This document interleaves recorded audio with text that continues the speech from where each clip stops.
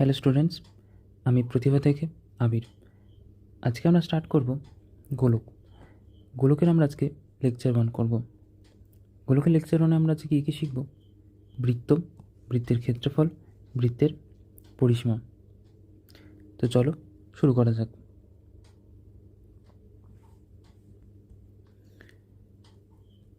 তার আগে আমরা বলি, প্রতিভা দুটি কোর্স নিয়ে এসছে, একটি টেস্ট কোর্স ও একটি ফুল কোর্স। টেস্ট কোর্সের মধ্যে কী কী থাকবে?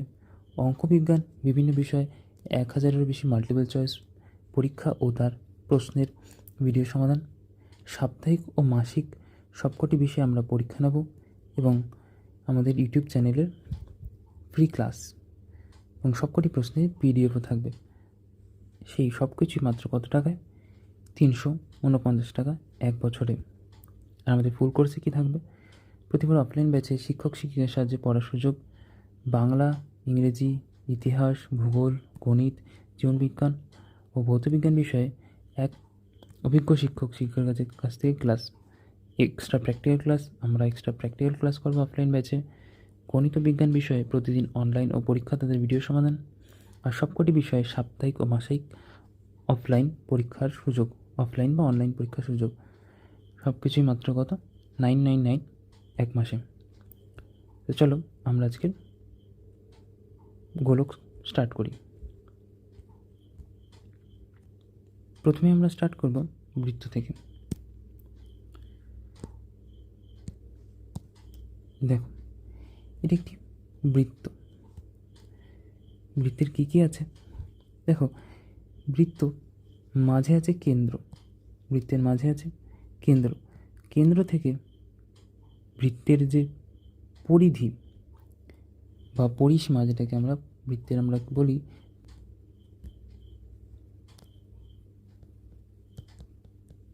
পরিধি বা পরিসীমা, পরিধির যে দূরত্ব সেটাকে আমরা কি বলি? ব্যাসার্ধ। ব্যাসার্ধ কেন? ব্যাস তার অর্ধ হচ্ছে ব্যাসার্ধ। তাহলে ব্যাস আর হলে তাহলে ব্যাসার্ধ কত হবে? r/2। আচ্ছা, বৃত্তের পরিধির ওপর অবস্থিত যে কোনো দুটি বিন্দু এর যোগফলকে আমরা কি বলি? জ্যা। বৃত্তের পরিধির উপর অবস্থিত যে কোনো দুটি বিন্দুর যোগফলকে আমরা কি বলি? জ্যা। আর সেই জ্যা যে বৃত্তের যে অংশটি খণ্ডিত করে সেটাকে আমরা কি বলি? বৃত্তাংশ। যদি আমরা এইখানে একটি জ্যা অঙ্কন করি, তাহলে এর ভেতরের অংশটাকে আমরা কি বলবো? বৃত্তাংশ। আশা করি বুঝতে পেরেছ। আচ্ছা, তাহলে তো সেইভাবে এটিও হয়। দেখো, বৃত্তের এই একটি বিন্দু আর এই একটি বিন্দু, তাহলে এই দুটি বিন্দুর মাঝখানে এই যে দাগ, সেটিও তাহলে একটি জ্যা। অবশ্যই সেটিও একটি জ্যা। তাহলে বৃত্তের বৃহত্তম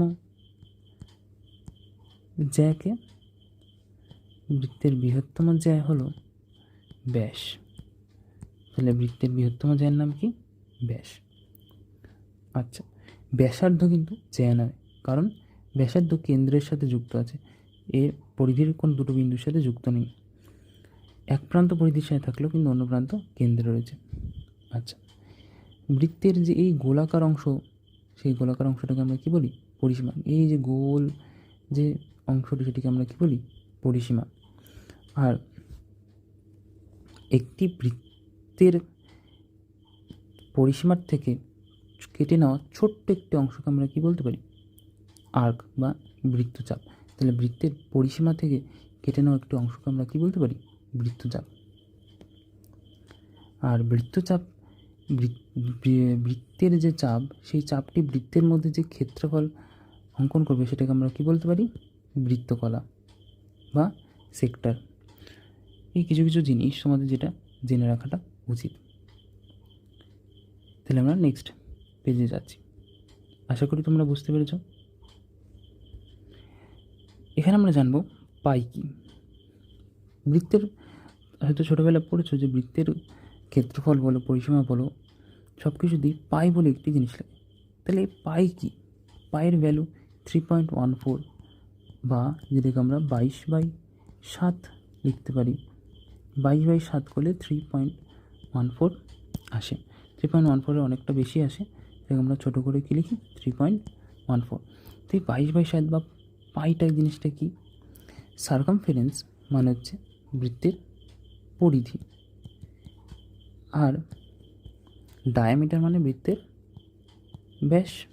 তাহলে বৃত্তের ব্যাস আর পরিধির যে অনুপাত, বৃত্তের ব্যাস আর পরিধির যে অনুপাত, সেই অনুপাতটাকে আমরা কি বলি? পাই। দেখো এখানে 3.14 এইটুকু একটু নিচ, বাকি এগুলো নীল। তাহলে বৃত্তের পাই জিনিসটা কি? বৃত্তের পরিধি। তাহলে কি লিখতে পারি? পরিধি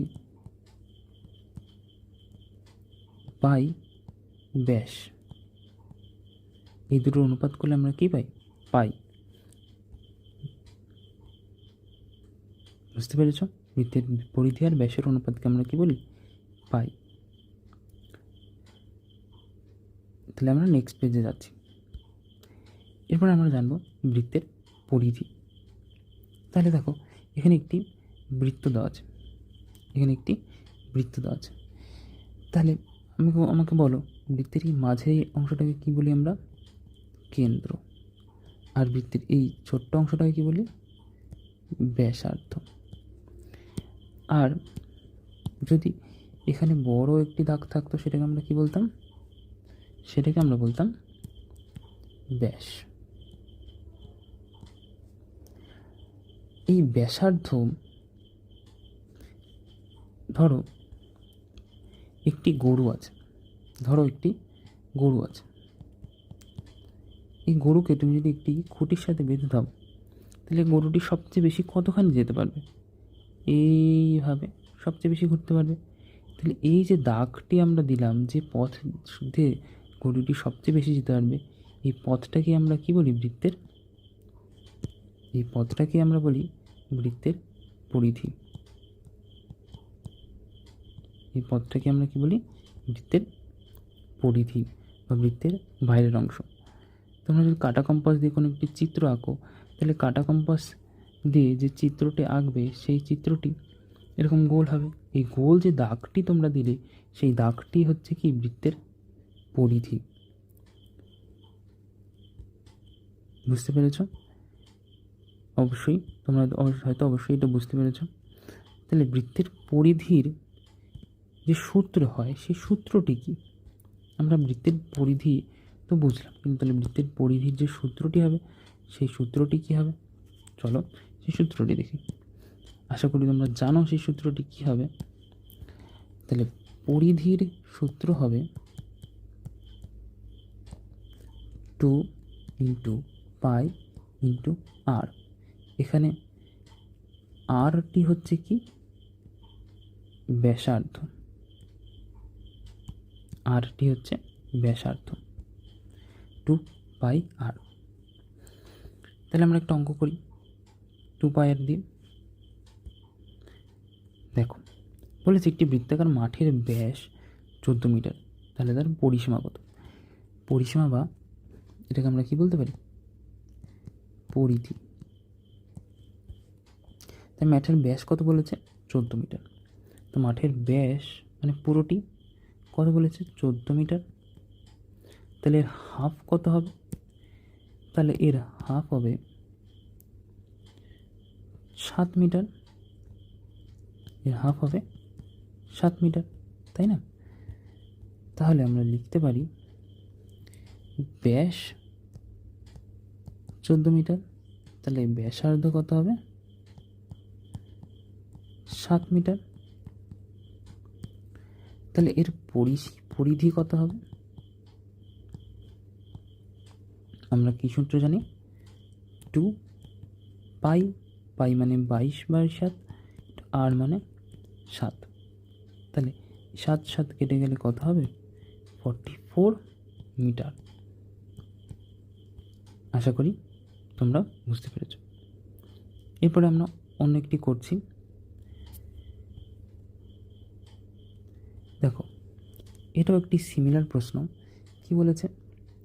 বৃত্তাকার মাঠের ব্যাস 14 মিটার হলে 12 টাকা প্রতি মিটার সে বেড়া দিতে কত টাকা খরচ হবে? দেখো এখানে একটি মাঠে বেড়া দেওয়া হয়েছে, এর ব্যাস কত বলেছে? একই 14 মিটার। তাহলে এর ব্যাসার্ধ কত হবে? 7 মিটার। তাহলে এই মাঠে যদি বেড়া দিতে হয় তাহলে আমরা বেড়াটা কোথায় দেবো? অবশ্যই বেড়াটা কোথায় দেবো? পরিধিতে। তাহলে আমরা কী বার করবো? মাঠের পরিধি। মাঠের পরিধি কত হবে? 2πr,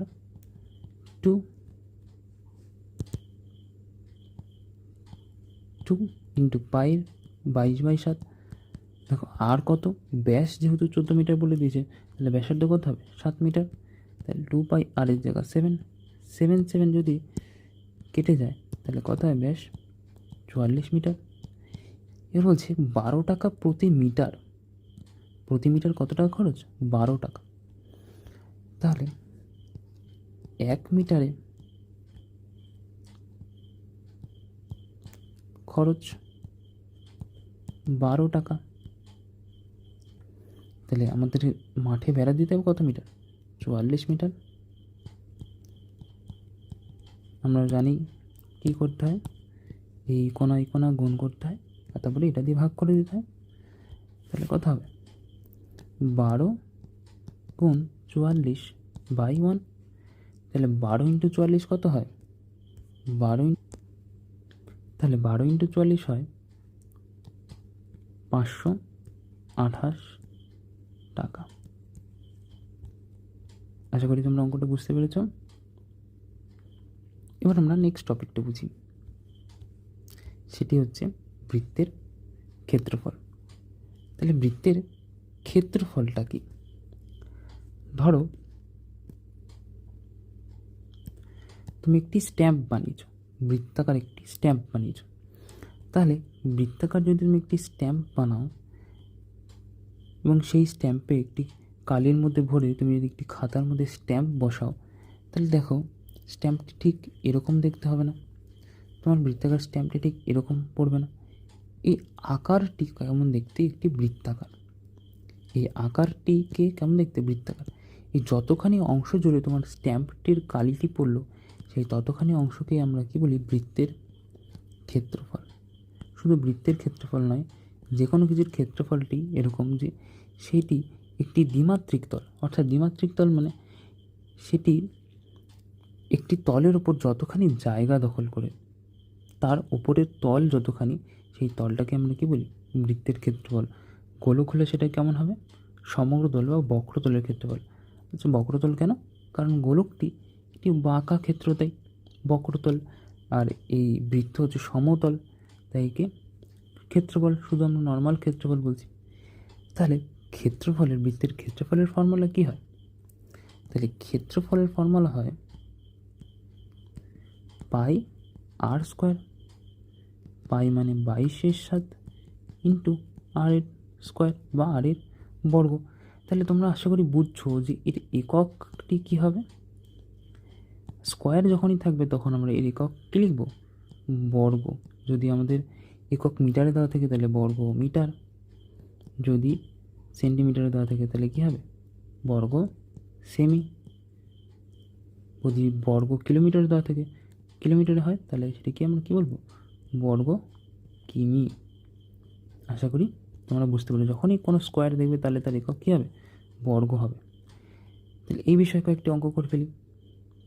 সূত্রটি তোমরা মনে রাখবে যে বৃত্তের ক্ষেত্রফল সূত্র কি? πr²। দেখো এই অঙ্কেই দেখো পরিসীমা বলেছিল, এখানে আমরা কি বলছি? বৃত্তের ক্ষেত্রফল কত হবে। তাহলে বৃত্তের ক্ষেত্রফল কি করে বার করব? আমাদের ব্যাসার্ধ জানি আমরা, তাহলে আমরা ক্ষেত্রফল বার করতে পারবো। আমাদের সূত্র কি ক্ষেত্রফলের? πr²। তাহলে সেটাই যদি সূত্র হয় ক্ষেত্রফলের, তাহলে ক্ষেত্রফল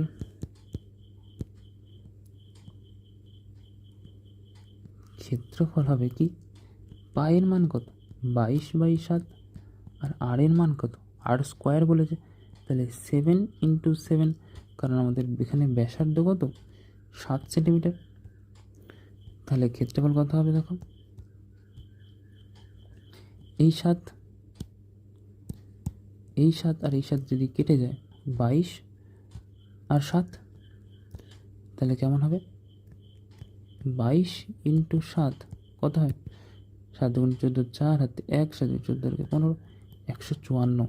আর একক কী হবে তোমরা জানো, বর্গ মিটার। বুঝতে পেরেছ? তাহলে উত্তর কত, 154 বর্গ মিটার। দ্বিতীয় একটি প্রশ্ন দেখি। দেখো, একটি চাকতি দিয়েছে, বৃত্তাকার চাকতি। বৃত্তাকার চাকতির ব্যাস কত বলে দিয়েছে দেখো, 14 মিটার। আমাদের ব্যাস কত বলে দেওয়া আছে, 14 মিটার। তাহলে এই চাকতিটার ব্যাস হচ্ছে 14 মিটার। আর তাহলে এর ব্যাসার্ধ কত হবে, 7 মিটার। বুঝতে পেরেছ? চাকতির দুই পাশে রং করা হবে, চাকতির দুই পাশে রং করা হবে। তাহলে দেখো, যদি চাকতির, দেখো এই ভালো করে দেখো, চাকতির এই পাশে লাল রং করা হয়েছে আর এই পাশে সবুজ রং করা হয়েছে, পেছনে লাল সামনে সবুজ রং করা হয়েছে। তাহলে দুই পাশে রং করেছে, তাহলে এর ক্ষেত্রফল কি হবে, 2 বার হবে না? ক্ষেত্রফল কী হবে, 2 বার হবে। তাহলে বৃত্তের আমরা কী করি, ব্যাসার্ধ বের করি। ব্যাসার্ধ হবে কত, 14/2 মানে 7 মিটার হবে। আমরা কি জানি, ব্যাসের অর্ধেক হয় ব্যাসার্ধ। তাহলে বৃত্তের বা চাকতির লিখি আমরা, বা চাকতির ক্ষেত্রফল কত হবে,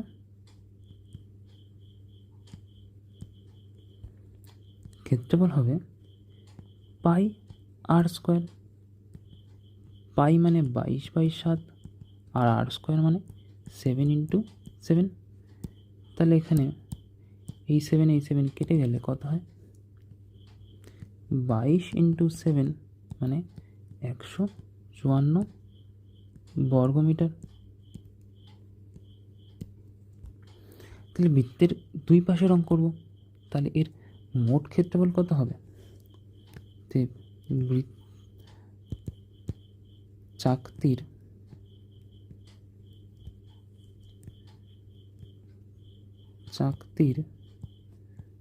মোট ক্ষেত্রফল কত হবে,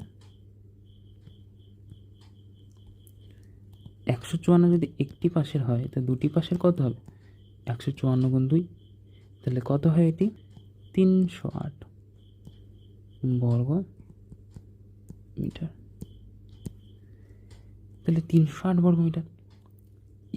একটি 2 টাকা খরচ বলেছে প্রতি বর্গ মিটার, তাহলে প্রতি বর্গ মিটারে যদি 2 টাকা খরচ হয়, তাহলে 308 বর্গ মিটার কত টাকা খরচ হবে, তাহলে 1 বর্গ মিটারে খরচ 2 টাকা। তাহলে 308 বর্গ মিটারে খরচ কত হবে, 308 × 2, তাহলে কত হবে এটি, 616 বর্গ মিটার।